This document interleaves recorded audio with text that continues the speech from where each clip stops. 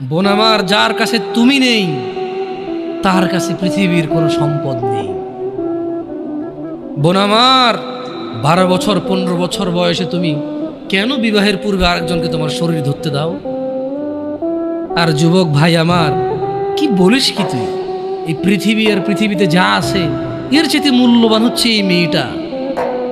তো এরকম মূল্যবান একটা জিনিস ওর ধরে ছুঁয়ে তুই ওকে ওর মূল্য কমিয়ে দিবি? এত বড় জুলুম ওর প্রতি তোর!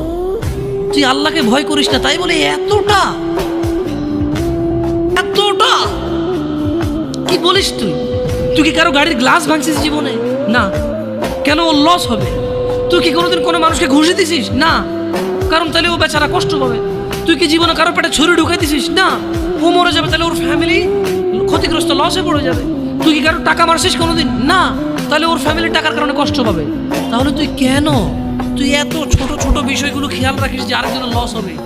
তাহলে তুই এই মেয়েটার জীবনটাকে তুই কি করলি? তুই পুরো পৃথিবী আর পৃথিবীতে যা আছে সবকিছু বিক্রি করলে যে সম্পদ হবে, সবকিছু অর্জন করলে যে অর্জন হবে, এর চাইতে মূল্যবান তুই ওকে সতীত্ব থেকে বের করে নিয়ে আসলি।